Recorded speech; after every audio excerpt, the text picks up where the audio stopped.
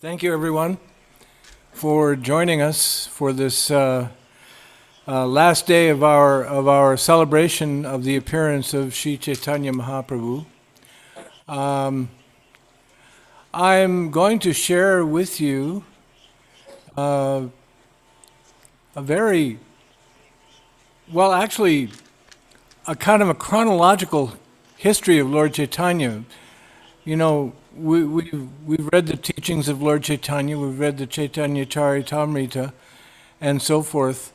But one day in 1896, Srila Bhaktivinoda Thakur wrote the whole history of Lord Chaitanya in a letter or in a thesis to the McGill University in Toronto, Canada in 1896.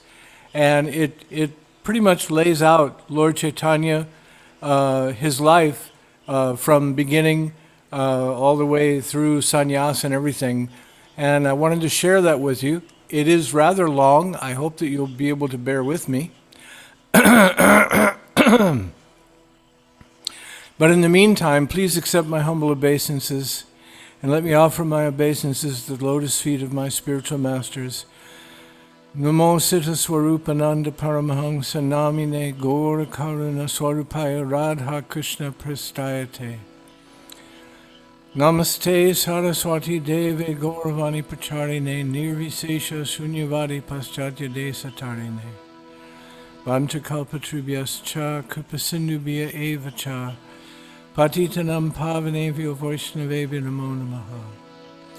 Bhaja Shri Krishna Chaitanya Prabhu Nityananda Shri Advaita Gadadhar Srivas Adi Gaur Bhaktarinda. Hare Krishna, Krishna Krishna, Hare Hare, Hare Ram, Ram Ram, Hare Hare.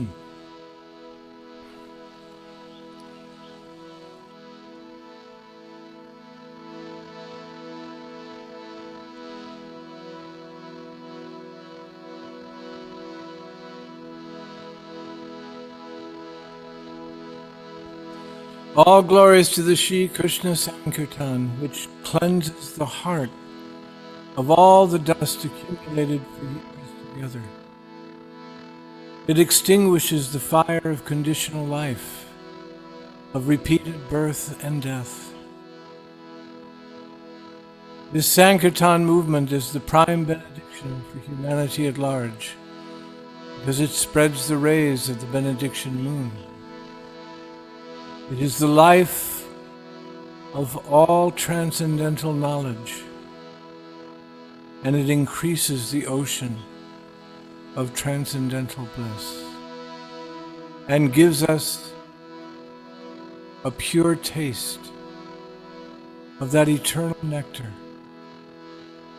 for which we're always anxious.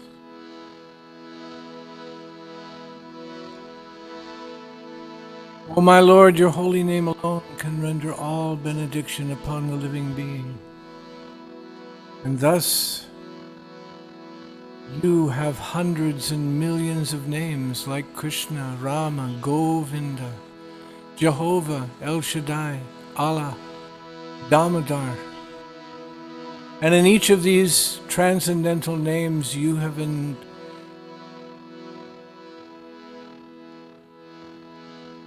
imbibed all of your transcendental potencies. And there aren't even any hard and fast rules for chanting these holy names. Oh my Lord, you've so kindly made approach to you easy by your holy names. But I am so lost, so unfortunate. I have no attraction for them.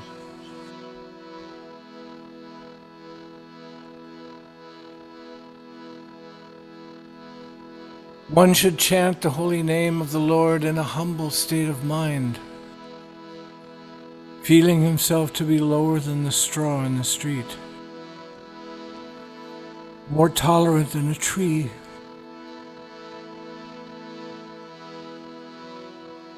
devoid of all sense of false prestige, and ready to offer all respects unto others. In such a state of mind, one can chant the holy name of the Lord constantly.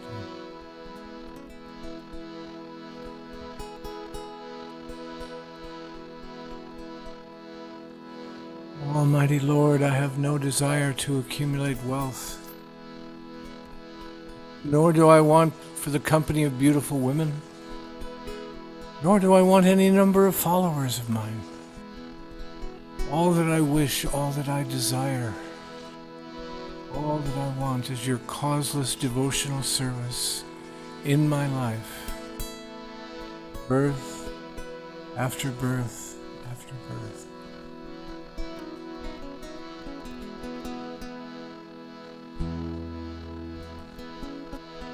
O son of Maharaj Nanda, Krishna,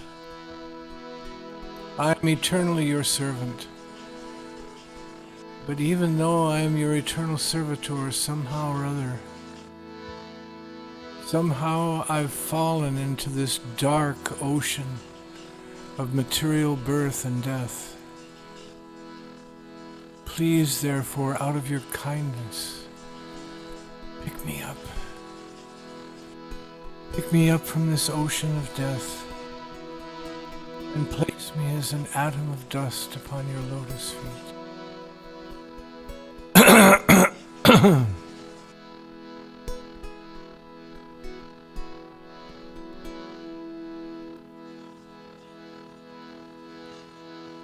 Lord, when will my eyes be decorated with tears of love, flowing constantly while I chant your holy name?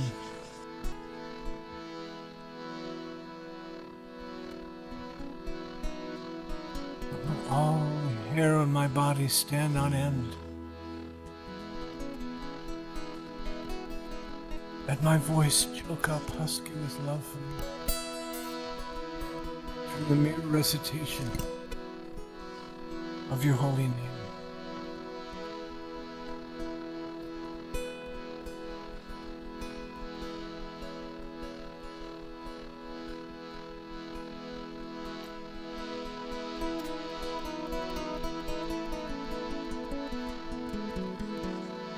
Oh Govinda, feeling your separation, I'm considering a single moment to be like 12 years or more.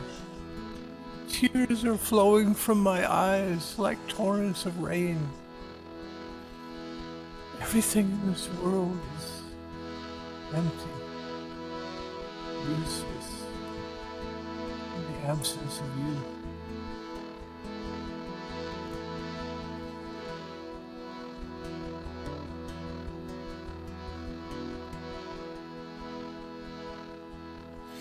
I don't know anyone except you, dear Krishna,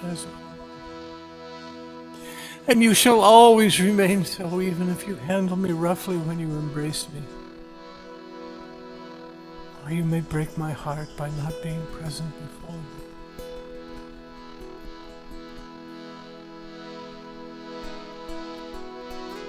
You may save me, or you may slay me outright. You may feed me, or you may make me starve. The choice is yours, because you, and only you, can do anything and everything. But you are always my worshipful Lord. Always. Unconditionally. Hari Bol, Hari Bol, Hari Bol.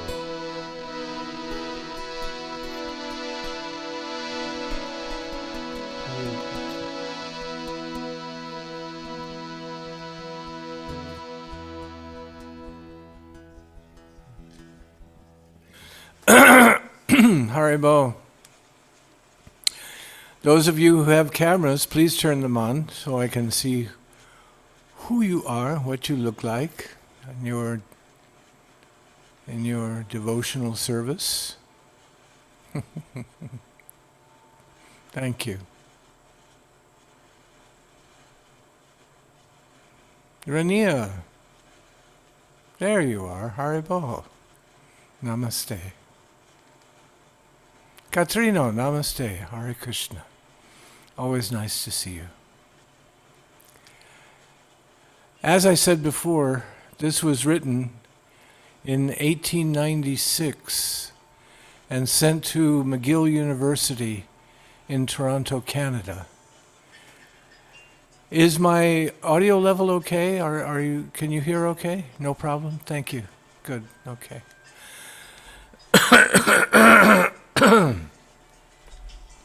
I've got a lot of gullah gullahs in my throat today.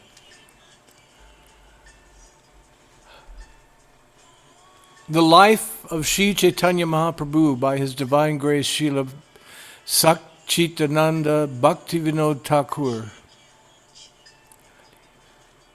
Sri Chaitanya Mahaprabhu was born in Mayapur in the town of Nadia, just after sunset, on the evening of the 23rd Falgun 1407 Advent of Sakrabda, answering to the 18th of February 1486 of the Christian era.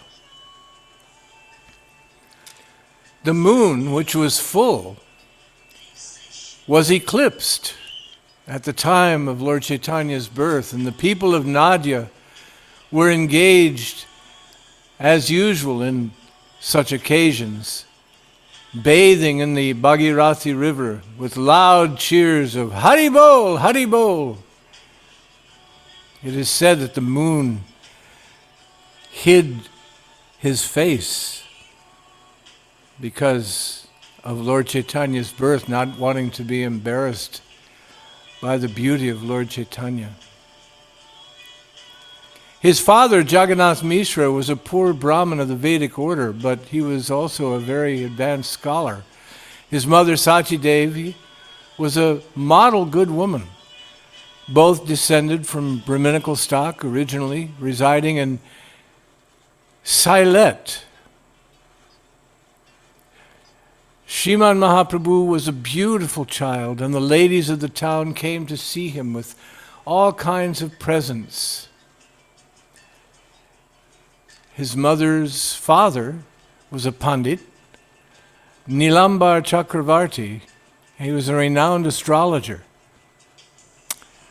He found fortuitous planets in all of the houses of Lord Chaitanya. And he foretold that the child would be a great person. And he therefore gave him the name Vishwambar, Lord of the Universe.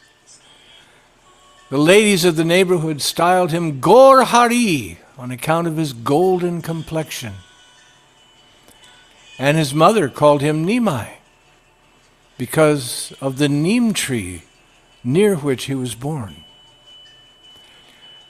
As beautiful as the lad was, everyone loved to see him every day. As he grew up, he became a whimsical and frolicsome child. After his 5th year, he was admitted to a Pathsala, where he picked up Bengali in a very short time.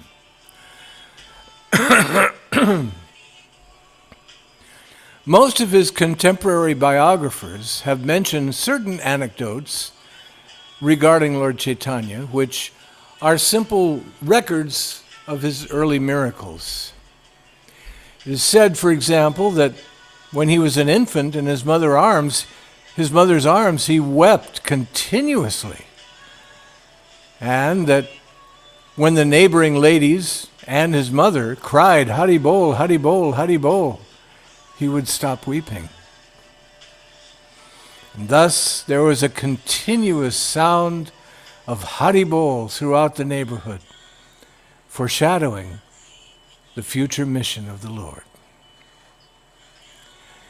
It's also been stated that when his mother gave him some sweetmeats, kind of like candy, gave him some candy to eat, instead he put the candy down and he started eating some clay off the ground. His mother said, "Why are you eating clay?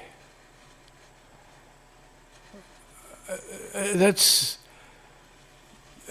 not good for you." But Lord Chaitanya looked at his mother and he said, this candy and this clay, they're the same. Candy is simply clay transformed into candy. So what difference does it make what I eat? His mother, being the consort of a great scholar, explained that every article existed in a specific state and was adapted to a specific special use. Earth or clay, while in the state of a jug, could be used to carry water. But clay in the form of a brick was not possible to carry water. Clay, therefore, in the form of candy, is usable as food. But clay in other states, dirt off the ground and so forth, is not usable as food. The lad thought about this for a moment and was convinced and admitted that he had been rather foolish in eating clay and agreed the candy tasted better and decided that he would avoid this mistake in the future. Another miraculous act was related. It was said that a Brahmin on a pilgrimage became a guest in Jagannath Mishra's house. He cooked his food and he read scriptures with meditation upon Krishna. In the meantime, the lad, Nimai, came and ate up the cooked rice while he was meditating on Krishna. The Brahmin was astonished at the lad's willful act and cooked some more rice at the request of Jagannath Mishra. Again, the lad ate up the cooked rice while the Brahmin was offering the rice to Krishna with some meditation again. The Brahmin was persuaded to cook for the third time. By this time, everyone in the house had fallen asleep. And this time, Nimai showed himself to be Krishna himself to the traveler, and he blessed him. The Brahmin was lost in ecstasy at the appearance of the object of his worship.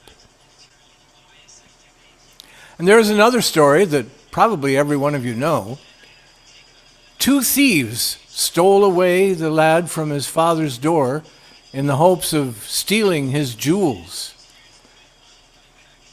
And they gave him candy along the way. Come on, I'll give you some candy. Come on. But the lad exercised his illusory energy, and he deceived the thieves until he led them around in a circle back to his own house. The thieves then realized that they were back in the very same place where they took the kid from in the first place, and for fear of detection, they ran away. Sri Chaitanya Mahaprabhu, in his 8th year, was admitted to the toll or school of Gangadas Pandit in Ganganagar, close by the village of Mayapur. In a couple of years, he became well read in Sanskrit grammar and rhetoric. He's 8 years old. By the time he's 10, he was well read in Sanskrit and grammar and rhetoric. His readings after that were all of the nature of self-study in his own house, where he had found all the important books he needed that belonged to his father, who was also a scholar in his own right. It appears that he read Smriti on his own, and the Nyaya also, in competition with his friends. He would have, philosophical competition with his friends, who were then studying under the celebrated Pandit Raghunath Siramani. Now, in his 10th year, Chaitanya became a passable scholar in grammar, rhetoric, and the Smriti and Nyaya. And it was after this that his elder brother, Vishwarup, decided to leave and take sannyas. Chaitanya, though only 10 years old, consoled his parents, saying that he would serve them with a view to please God. And just after that, out of grief, his father left the world. His mother was exceedingly sorry, and Sri Mahaprabhu, with his usually contented appearance, consoled his widowed mother. It was at the age of 14 or 15 or so that Mahaprabhu was married to Lakshmi Devi, the daughter of Ballavacharya, also of Nadia. He was, at this age, considered as one of the best scholars in all of Nadia, in Nyaya philosophy and Sanskrit learning. Not to speak of the smarta pandits, the Nayiks were all afraid of confronting him in literary discussions. In other words, all the scholars of various philosophies were afraid of confronting him in literary discussions. This is explained by Acharya Das not too long ago, who said that when they would have these if you went up against a great scholar and you lost, then you would have to serve that scholar for, any number of days or weeks or whatever they may want. Or you would have to give them something. Maybe you'd lose a cow or lose a home or something. Being a married man, he went to eastern Bengal on the banks of the Padma to acquire wealth because of his scholarly knowledge. There he displayed his learning, and he obtained a good sum of money by defeating all these other scholars. It was at this time that he preached Vaishnavism at intervals. After teaching him the principles of Vaishnavism, he ordered Tapan Mishra to go and live in Benares. During Lord Chaitanya's residence in East Bengal, his wife Lakshmi Priya left this world from the effects of a snake bite. Upon returning home, he found his mother inconsolable, in a mourning state. He tried to console her with a lecture on the uncertainty of human affairs in this world. It was at his mother's request that he then married Vishnu Priya, the daughter of Raksh Pandit, Sanatan Mishra. His comrades joined him on his return from Pravas, and he was now so renowned that he was considered to be by far the best Pandit or scholar in Nadia. Now there was a scholar from Kashmir, Keshab Mishra, who called himself the great Digvijay, or conquering Pandit. He came to Nadia with a view to defeat the Pandits of the place, of the area, but afraid of the so-called conquering Pandit, all the professors and scholars in Nadia left the town in pretense of some invitation. I can't, I'd love to debate with you, but I have to go see my mother about sweeping her house. I need to go. And so they all left, and Keshab met with Sri Chaitanya Mahaprabhu, who was about 15 or 16 years old at this point, in Mayapur. And after a very short discussion, he was defeated by the boy and mortified. And he obliged him to leave. Nimai Pandit was now the most important Pandit of his time. Again, Acharya Das expanded on this story by saying that he read this from the Chaitanya Charitamrita, that this guy first came to Nimai Pandit at a place where all of his teenage friends were hanging out, and and Nimai Pandit said, "Oh my gosh, you are the great Keshav Mishra. Oh my gosh, oh, I bow again and again at your feet. Please share some information on the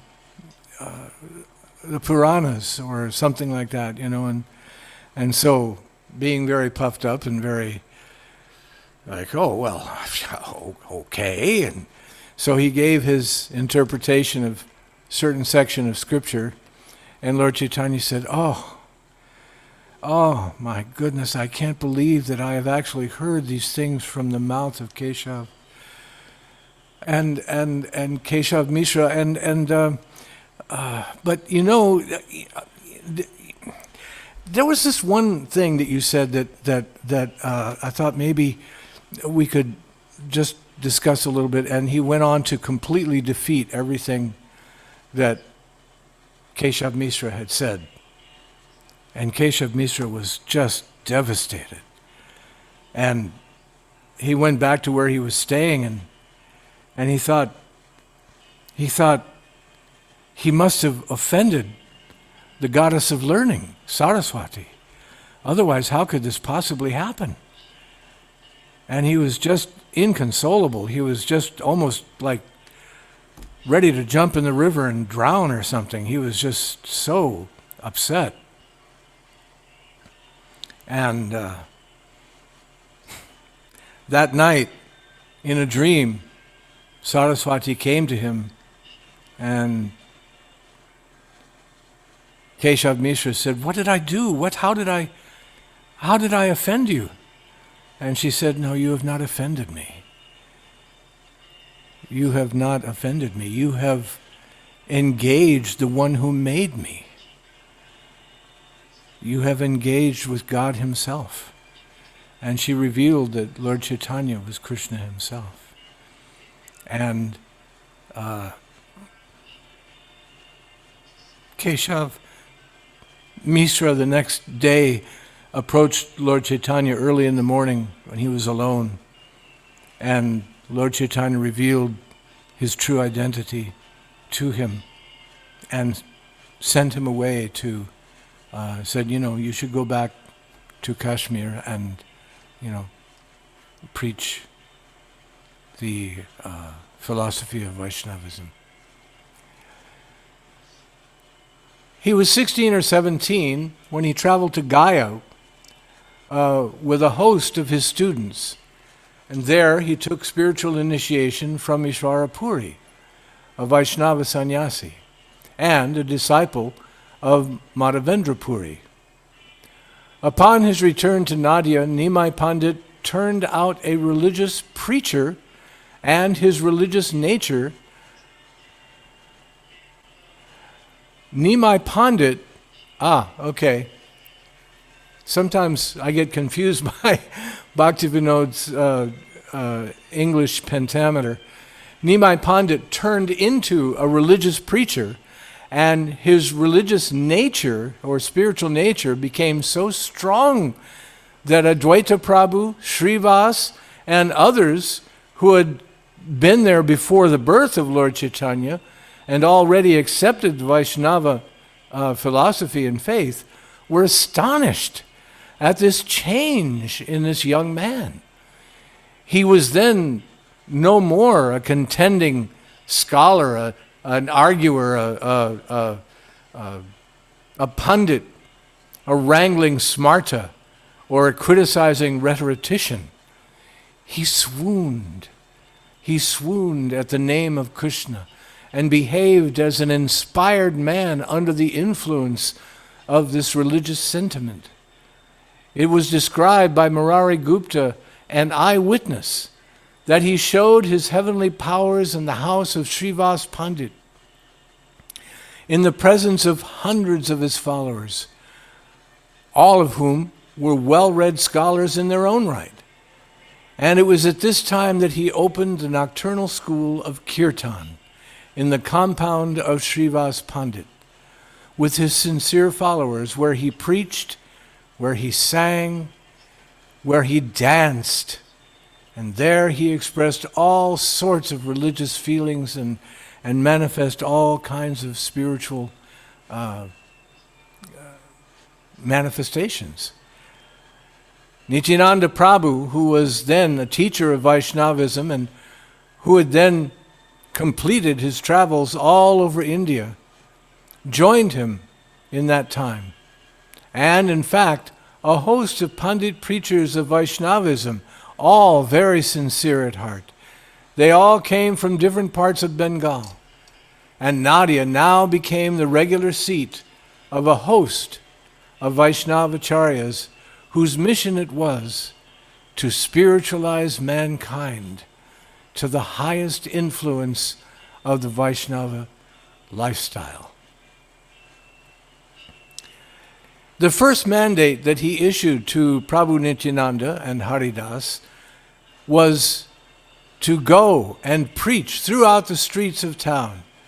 Every man and woman you meet at the door, ask them to sing the name of Hari with a holy life, and then come and report to me every evening the result of your preaching. Ordered in this way, the two preachers went and met Jagai and Madhai, the two of the most abominable characters in the entire region. They insulted the preachers upon hearing Mahaprabhu's mandate, and they were soon, however, converted by the influence of bhakti inculcated by Lord Chaitanya. Most of you know this story. This is, just the highlights of Lord Chaitanya's life. The people of Nadia were now surprised. They said, Nimai Pandit is not only a gigantic genius, but he is certainly a missionary from God himself. From this time until his 23rd year, Mahaprabhu preached these principles, not only in Nadia, but in all important towns and villages around the city. In the houses of his followers, he showed miracles, taught the esoteric principles of bhakti, and sang his Sankirtan with other bhaktas. His followers of the town of Nadia commenced to sing the holy name of Hari in the streets and bazaars. And this created a sensation and aroused different feelings in different quarters. The bhaktas were highly pleased.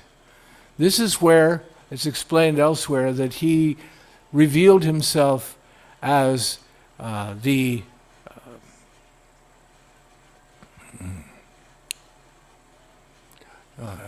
Yuga avatar. He revealed himself as Yuga avatar, and this was the time when he revealed that this is the real path to enlightenment for this Kali Yuga. The Smarta Brahmins became jealous of Nimai Pandit's success, and they complained to Chand Kazi against the character of this Chaitanya guy. He's not even a Hindu, they said. The Kazi came to Srivas Pandit's house, where he exercised his power as the Kazi and broke a mridanga. And there he declared that unless Nimai Pandit would cease to make noise about this queer and strange religion, he would be obliged to enforce Mohammedanism upon him and all of his followers. Whoa. This was brought to Mahaprabhu's notice. When it was, he ordered the townspeople to appear in the evening, each with a torch in their hand, like going up to Dr. Frankenstein's place. And as they did, Nimai marched out with his Sankirtan, all chanting the names of God in 14 different groups, hundreds and hundreds and hundreds of people. And on his arrival at the Kazi's house, he held a long conversation with the Qazi. It's described that the Qazi was shaking in his boots, convinced that this crowd was going to grab him and tear him apart limb from limb. And so when Lord Chaitanya came into the house, he was like in a corner, you know. And he held a long conversation with the Qazi, and in the end communicated and reached the heart of the Qazi with his Vaishnava influence by touching his body. The Qazi then began to weep, and he admitted that he had felt a keen spiritual influence which had cleared up his doubts and produced in him a great spiritual sentiment which gave him the highest ecstatic feeling. The Qazi then joined the Sankirtan party, and the world was astonished at the spiritual power of this great and wonderful Lord Chaitanya. And hundreds of heretics there converted and joined the banner of Vishwambar after this affair. It was after this that some of those that were still jealous and low-minded Brahmins of Kulia picked a quarrel with Mahaprabhu and collected a party to oppose him. Nimai Pandit was naturally a very soft-hearted person, though strong in his principles. He declared that this party feeling and this sectarianism, you have your party and I have my party, and this, you know, these are the two great enemies of progress, both in the material world and spiritually.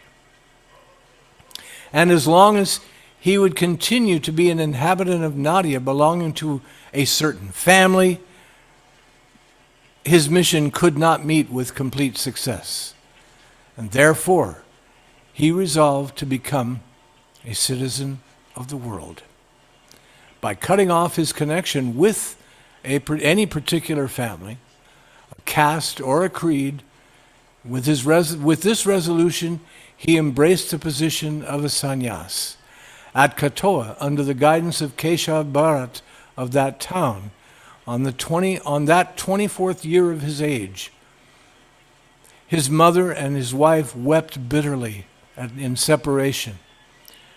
But Lord Chaitanya, though soft in heart, was a strong person in principle. And he left his little world, his little home in Nadia and Navadvip, in his house, for the unlimited spiritual world of Krishna and of mankind in general. After his sannyas, he was induced to visit the house of Sri Advaita Prabhu in Shantipur. Sri Advaita managed to invite all of his friends and admirers from Nadia and brought Sachi Devi to see her son. Both pleasure and pain invaded her heart when she saw her son in the attire of a sannyas. As a sannyas, Lord Chaitanya put on nothing except a dhoti, a bahirvas, outer covering. His head was without hair, completely shaved. In his hands, he had the tridanda. Actually, if I recall correctly, Lord Chaitanya had a danda, a single danda. It was his followers that carried the tridanda. Anyway, he was initiated by an impersonalist. A kamandalu, a hermit's water pot, and the holy son fell at the feet of his beloved mother and said, "Mother, my body is not my own, it is yours, and I must obey your orders. Please, therefore, permit me to go to Vrindavan for my spiritual attainment." His mother, in consultation with Sri Advaita and the others, asked her son to reside in Puri, the town of Lord Jagannath, so that she might be able to obtain information about him now and then. Puri was not very far from where they were. Mahaprabhu agreed to that proposition, and in a few days he left Shantipur for Orissa. His biographers have described the journey of Sri Krishna Chaitanya. That was the name he got after his sannyas, from Shantipur to Puri in great detail. He traveled along the side of Bhagirath as far as Chhatrabhog, situated now in the Tana Mathurapur Diamond Harbor, 24 parangas, and there he took a boat and went as far as Prayag Ghat to the Midnapur district. He walked through Balashore and Kotak all the way to Puri, seeing the temple of Bhubaneswar on his way. Upon his arrival at Puri, he saw Lord Jagannath in the temple and put up with Swayambhuma at the request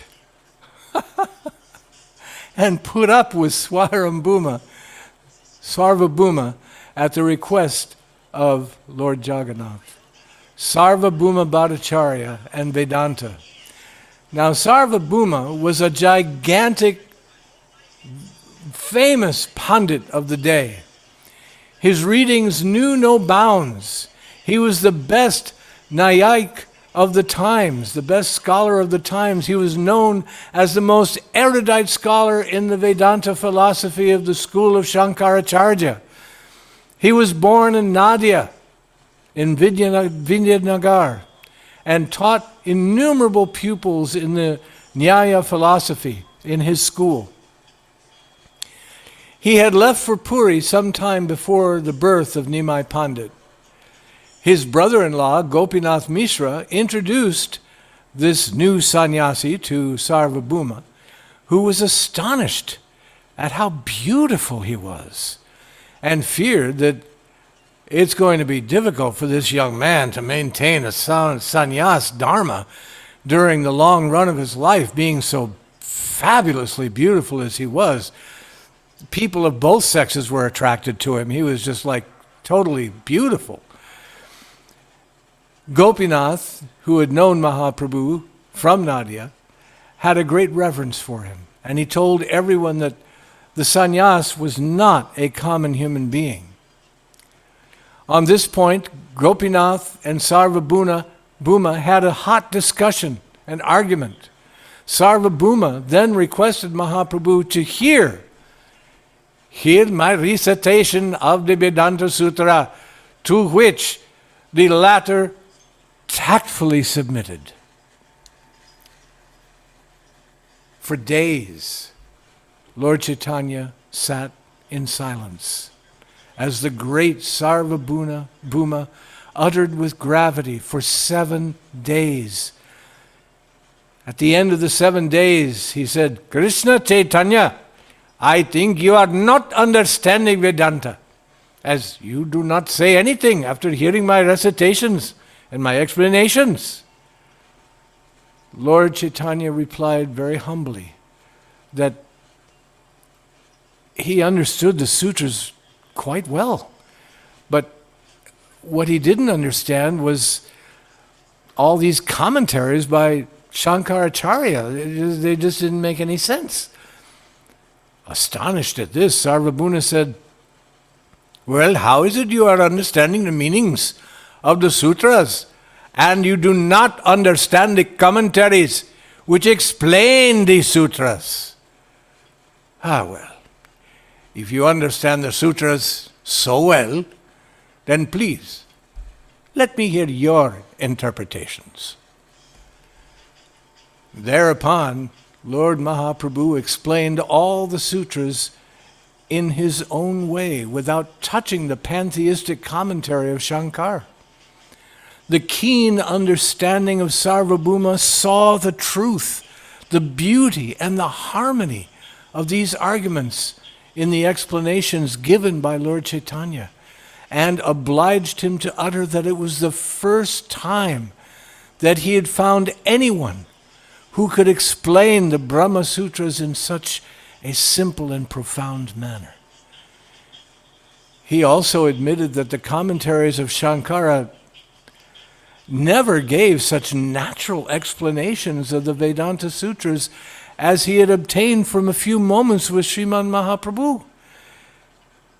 Then he submitted himself as an advocate and a follower. I will be your advocate and I will follow you if you will have me. In a few days, Sarvabhauma turned out as one of the best Vaishnavas of the time. Reports ran out, and the whole of Orissa sang the praise of Chaitanya Mahaprabhu. And hundreds came to see him and became his followers. In the meantime, Mahaprabhu thought of visiting southern India, and he started out with one of Krishnadas's Brahmins for the journey. A Brahmin named Krishnadas for the journey. His biographers have also given us great details of his journey in the south. He first went to Kurmakshetra, where he performed a miracle by curing a leper named Vasudeva. He met Ramananda Roy, the governor of Vidyanagar, on the bank of the Godavari, and had a philosophical conversation with him on the subject of prema bhakti. He worked another miracle by touching, making 7 ta'al trees immediately disappear. These were the same 7 ta'al trees that Ramachandra had shot his arrow through. He shot his arrow through all 7 trees and killed the monkey king Bali Maharaj. He preached Vaishnavism and Nama Sankirtan throughout the journey. At Rangakshetra, he stayed for 4 months in the house of Venkatabhata in order to spend the rainy season there. While there, he converted the entire family of Venkata from Ramanuja Vaishnavism to Krishna Bhakti, along with the son of Venkata, a boy of 10 named Gopal, who afterwards came to Vrindavan and became one of the 6 Goswamis. Gopal Bhatta Goswami. Trained up in Sanskrit by his uncle Prabodhananda Saraswati, Gopal wrote several books on Vaishnavism. Sri Chaitanya visited numerous places in southern India, as far as Cape Comorin, and then returned to Puri after 2 years. Through Pandurpur on the Bhima. In this latter place, he spiritualized one Tukaram, who became from that time a religious preacher himself. Tukaram, very, very famous preacher of Vaishnava philosophy.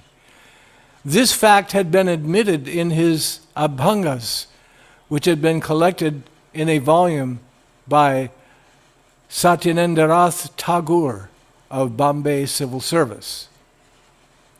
During his journey, Lord Chaitanya had discussions with the Buddhists, with the Jains, and the Mayavadis in several places, and he converted his opponents to Vaishnavism. Dabir Khas and Sakar Malik reclaimed. Upon his return to Puri, Raj Prataparudra Dev and several Pandit Brahmins joined the banner of Sri Chaitanya Mahaprabhu. He was now 27 years old, and in his 28th year, he went to Bengal as far as Gaud in Malda. There, he picked up 2 great personages, which he named Rupa and Sanatan. Though descended from the lines of Karnatic Brahmins, these 2 brothers turned out demi-Musalmans, turned out demi-Musalmans by their continual contact with Hussein Shah. They basically became like sort of Muslims. And then, who was then the emperor of Gaud. Their names had been changed by the emperor to Dabir Khas and Sakar Malik, and their master loved them dearly, as they were both learned in Persian, in Arabic, as well as Sanskrit and Bengali. And they were loyal servants of the state. The two gentlemen had found no way to come back to be Hindus and had written to Srila Mahaprabhu. While he was at Puri, he got their letter for spiritual help. Mahaprabhu had written in reply that he would come to them and extricate them out of their spiritual difficulty. Now that he had come to Gaud, both the brothers appeared before him with their long-standing prayer, and Sri Mahaprabhu ordered them to go to Vrindavan and meet him there. Lord Chaitanya returned to Puri through Shantipur, where he again met his dear mother. After a short stay at Puri, he left for Vrindavan. This time he was accompanied by one Balabhadra Bhattacharya. He visited Vrindavan and came down to Prayag, Allahabad. Converting a large number of Mohammedans, not by the scriptures of Vaishnavism, but by argument from the Quran. These descendants of those converts are still known as Pathan Vaishnavas. Sri Rupa Goswami met him at Allahabad, and Sri Chaitanya trained him up in spirituality in 10 days and directed him to go to Vrindavan on missions. His first mission was to write theological works explaining scientifically the pure bhakti and prem philosophy. His second mission was to revive the places where Krishna Chandra had, at the end of the Dwapara Yuga, exhibited his spiritual leela for the benefit of the entire world. Rupa Goswami left Allahabad for Vrindavan, and Mahaprabhu came down to Benares, where he put up in the house of Chandrasekhar and accepted his daily bhiksha or meal in the house of Tapan Mishra, he had sent Tapan Mishra there. It was Sanatan Goswami who joined him there and took instruction for 2 months in spiritual matters. That's a nice story too, but we won't get into that. I've got 2 more pages to go on this biography, so it's getting late.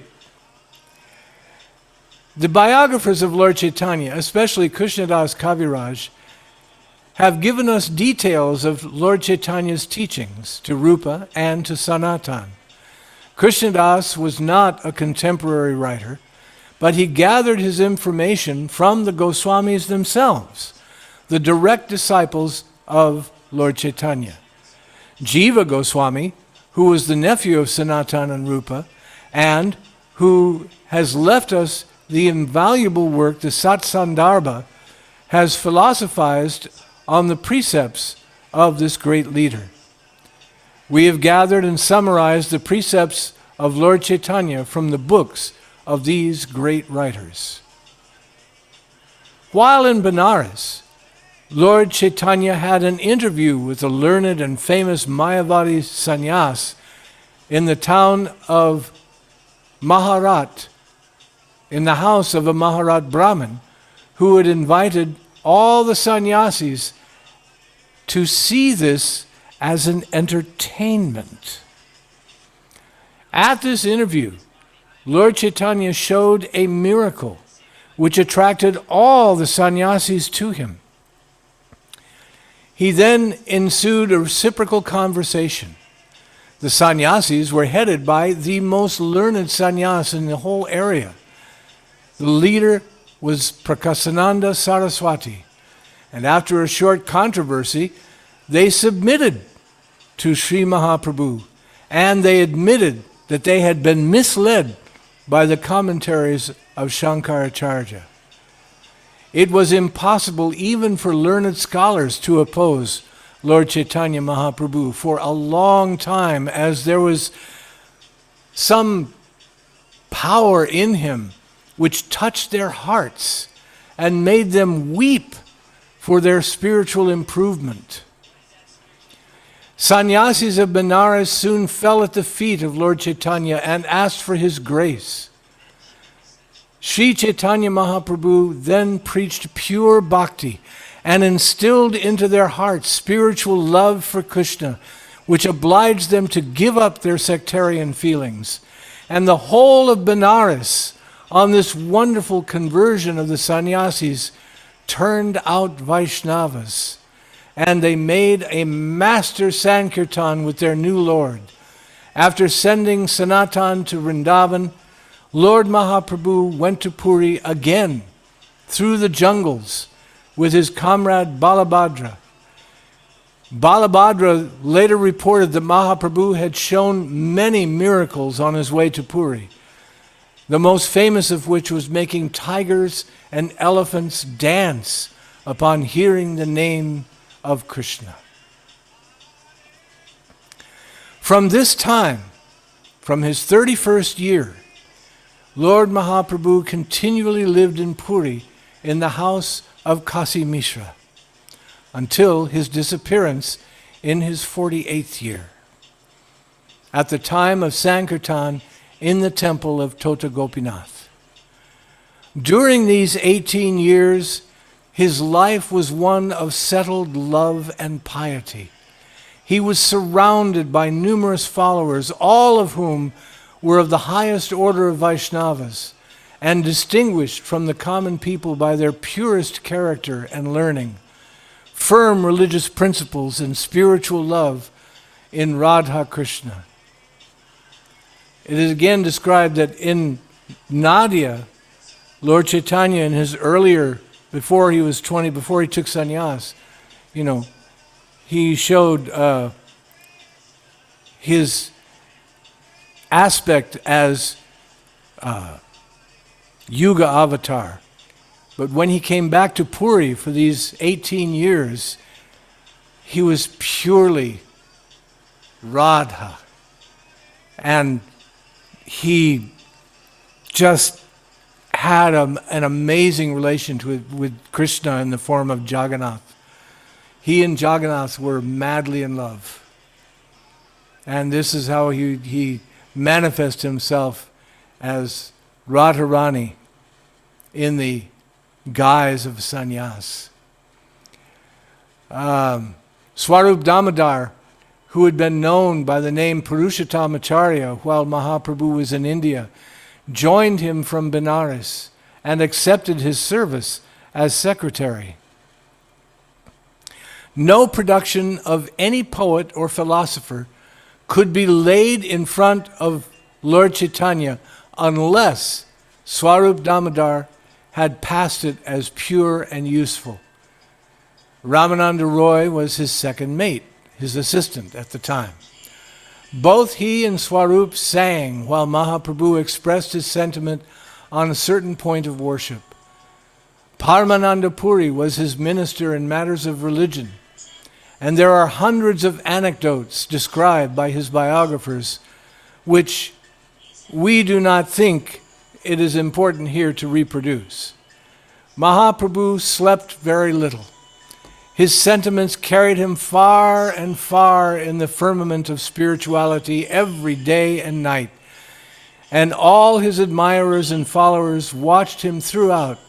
He worshipped, he communicated with his missionaries in Vrindavan and conversed with those spiritual men who newly came to visit him. He sang and he danced. He took no care of himself and oftentimes lost himself in religious beatitude. All who came to him believed him as the all-beautiful and all-powerful God himself, Krishna, appearing in the netherworld for the benefit of all of mankind. He loved his mother all along and sent her Mahaprasad now and then, with those who went to Nadia. He was most amiable in nature. Humility was personified within him. His sweet appearance gave cheers to all who came in contact with him. He appointed Lord Nityananda as the missionary in charge of Bengal. He dispatched his 6 disciples, the Goswamis, to Vrindavan to preach love in the country. And he punished all of his disciples who deviated from the most holy life. This he markedly did in the case of Junior Haridas. He never lacked in giving proper instructions in life to those who solicited them. And this will be seen in his teachings to Raghunath Das Goswami. His treatment to Haridas Senior, not Junior Haridas, but Haridas Senior, will show how he loved spiritual men, devotees, and how he defied caste distinction in favor of spiritual brotherhood. This is the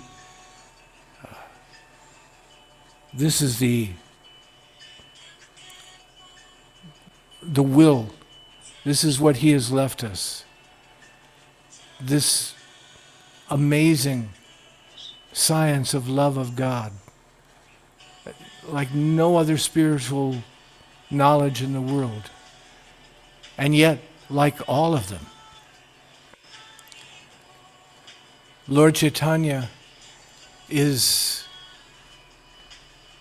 Krishna himself in the covering of Radharani and in the guise of a devotee. And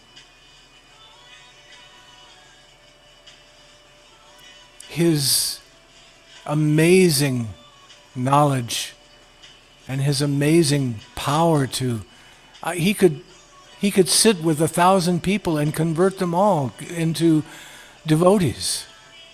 He was absolutely amazing. And that is the life of Lord Chaitanya by Srila Bhaktivinoda Thakur. Thank you very, very much. I offer my obeisances at the feet of my spiritual master. Namo Siddheswarupananda Paramahamsa Damine Gaur Karuna Swarupaya Radha Krishna Prastayate Namaste Saraswati Devi Gauravani Pacharine Nirvisesha Sunyavadi Pastati De Satarine. Haribol, thank you very much. Are there any questions, comments, thoughts, feelings? Thank you for celebrating the appearance of Lord Chaitanya. Yesterday's full moon was just absolutely beautiful. And it's just amazing. You couldn't look at it, a devotee couldn't look at it without, thinking of Lord Chaitanya. It was really amazing. So thank you again. We'll see you next Saturday. Haribol. Namaste. Yes, Haribol. Yes, who's talking? Daryl? Okay. Haribol, it was just a quick question, really. Yes. Simple maybe, but what's the danda? You said the danda Oh. or a dunda? Well, there's a Lord danda. Chaitanya? There's a danda and a tree danda. You may have seen pictures of Bhaktivedanta Swami and of Siddheswarup with a big stick in their hand. That's their, well, they carry a tree danda. It's actually three pieces of bamboo in one that symbolize the oneness and yet difference, Achinta Bheda Bheda Tattva. However, Lord Chaitanya's danda was a single danda because he took sannyas from an impersonalist, of someone from the Mayavadi school, in order to teach that that the Mayavadis should become devotees. But yeah, that's a danda. It's that kind of walking stick that they carry. Okay, great. Yeah, like a big staff, isn't it? Like Yes, yes. Moses had when he went up. Yeah. There Yeah. you go. There you go. Okay. Yes. Okay. Haribo. Great. Haribo. Amazing. Amazing. Thank you very much. Namaste. Haribo. It kind of goes with sannyas. You take sannyas, you get a stick. Okay. Haribo. Haribo. Are there any other questions or comments? Yes. Haribo. Anita? Haribo. Haribol, Haribol. I would like to thank you, dear Siddheshvar Das. It is beautiful. Jaya Jaya Lord Chaitanya. Jaya, My heart Jaya. is always, my heart is always moved when you have lectures. Thank you very much. Jaya Shri Guru, Jaya Jaya Jaya Shri Guru, Jaya Shri Prabhupada. Haribo, Haribo, Haribo. Haribol, Haribol. Hare Krishna. Thank you. Namo Vishnu Padaya Krishna Prestaya Bhutale Srimate Siddheshvar Paramahamsa Iti Namine Namo Vishnu Padaya Krishna Prestaya Bhutale Srimate Siddheshvar Paramahamsa iti namine. Namo Siddheshvar Paramahamsa Namine Gora Karuna Svarupaya Radha Krishna Prestayate Namo Siddheshvar Paramahamsa namine. Gora Karuna Svarupaya Radha Krishna Prestayate. Namo Vishnu Padaya Krishna Prestaya Bhutale Srimate Bhaktivedanta Swami Dinamine Namo Vishnu Padaya Krishna Prestaya Bhutale Srimate Bhaktivedanta Swami iti namine. Namaste Sarasvati Deva Gauravani Pracharine Nirvisesha Sunyavadi Ashkatyale Shatarine Namaste Sarasvati Deva Gurakari Pracharine Nirvisesham Sunyavadi Pashatyade Shatarine. Namo Mahavadanyaya Krishna Prema Chetaya Krishnaya Krishna Chaitanya Namne Gora Tvishe Namaha Mahavadanyaya Krishna Prema Predayate Krishnaya Krishna Chaitanya Murakvishe Namaha. Namo Brahmanya Devaya Go Brahmana Hitaya Cha Jagat Hitaya Krishnaya Govindaya Namo Nama Namo Brahmaya Devaya Go Brahmana Hitaya Cha Jagat Hitaya Krishnaya Govindaya Namo Namaha. Bhaja Shri Krishna Chaitanya Prabhu Nityananda Shri Advaita Gadadhar Shiva Sadi Gaur Bhakta Raja Shri Krishna Chaitanya Prabhu Nityananda Shri Advaita Gadadhar Shiva Sadi Gaur Bhakta-vrinda. Bhaja Shri Krishna Chaitanya Prabhu Nityananda Shri Advaita Gadadhar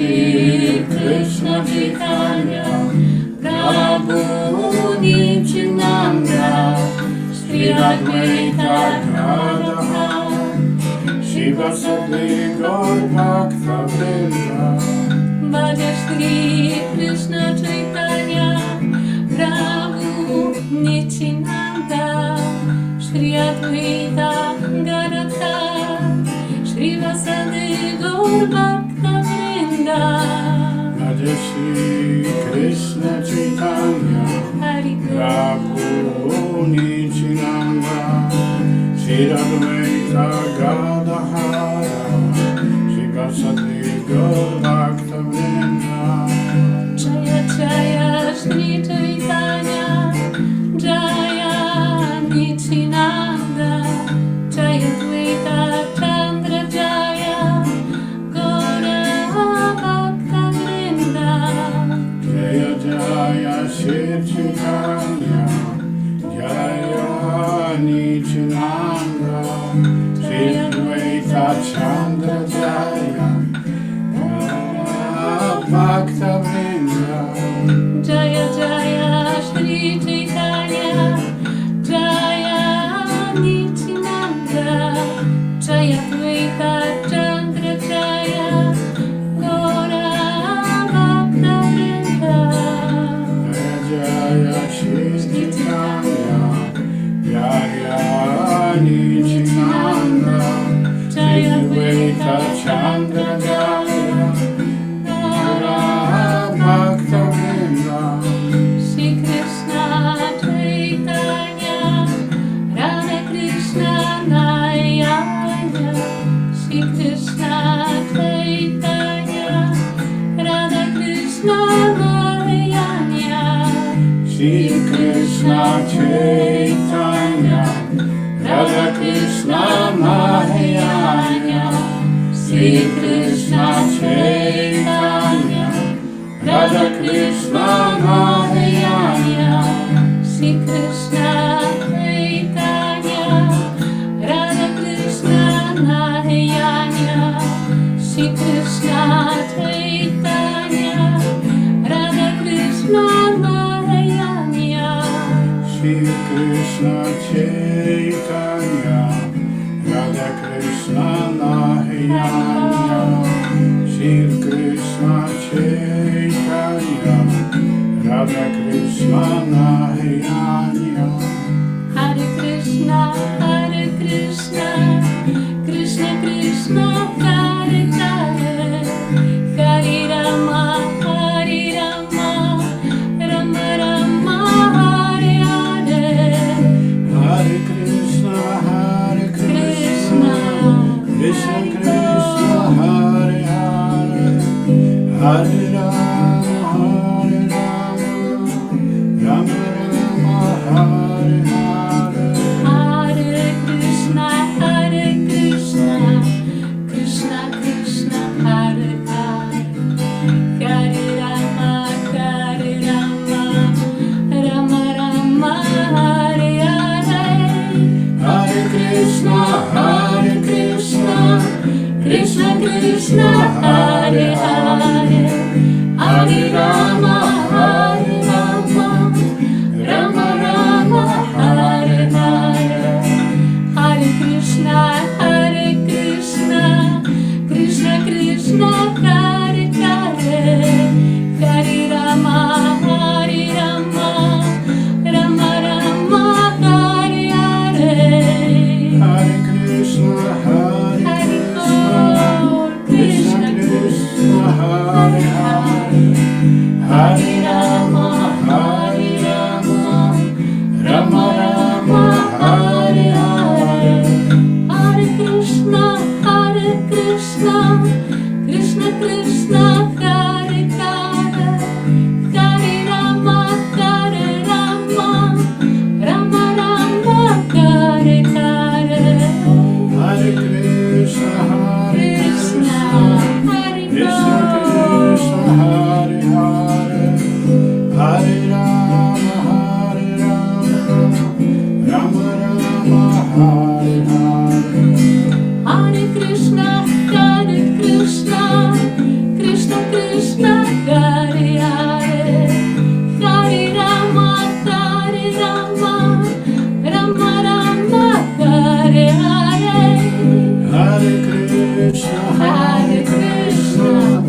Krishna Krishna Hare Hare Hare Rama Hare Rama Rama Rama Hare Hare Jaya Radhe, Jaya Krishna, Jaya Vrindavan, Shri Govinda Gopinatha, Madana Mokana. Jaya Radha Jaya Krishna Jaya Vrindavan Shri Govinda Gopinatha Madana Mokana Jaya Radhe, Jaya Krishna, Jaya Vrindavan, Shri Govinda Gopinatha, Madana Mokana. Jaya Radhe, Jaya Krishna, Jaya Vrindavan, Shri Govinda Gopinatha, Madana Mokana. Jaya Radhe, Jaya Krishna, Jaya Vrindavan, Shri Govinda Gopinatha, Madana Mohana. Jaya Radha Jaya Krishna Jaya Vrindavan Shri Govinda Gopinatha Madana Mohana Jaya Jaya Lord Chaitanya, Jaya Jaya Radha Krishna, Jaya Jaya Lord Chaitanya, Jaya Jaya Radha Krishna. Jaya Jaya Lord Chaitanya Jaya Jaya Radha Krishna Jaya Jaya Lord Chaitanya Jaya Jaya Radha Krishna Lord Chaitanya, Lord Chaitanya, Jaya Jaya Lord Chaitanya, Lord Chaitanya, Lord Chaitanya, Jaya Jaya Lord Chaitanya.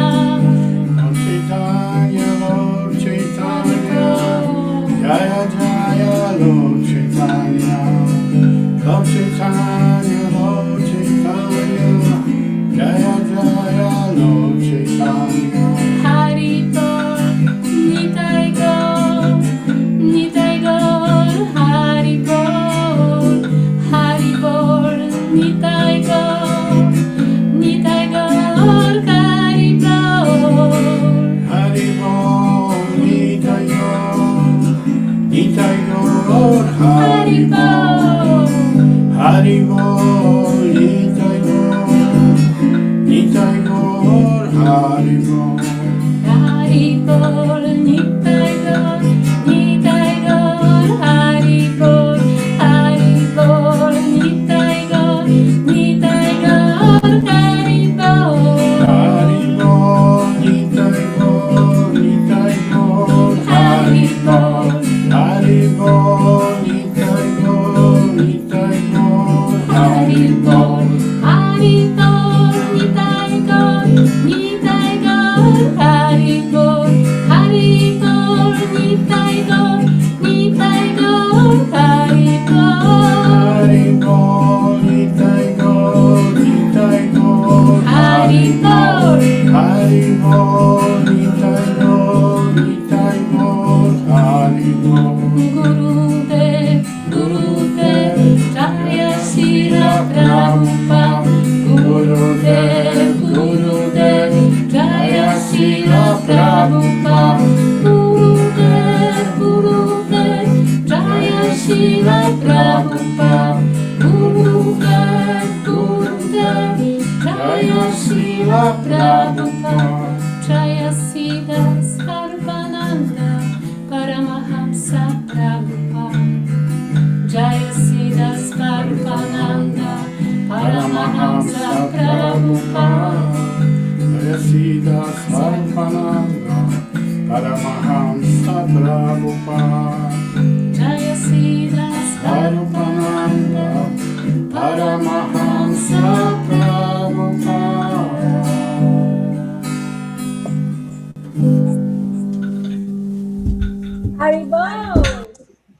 Haribol. Thank you so much. Haribol. Namaste. Thank you. Namaste.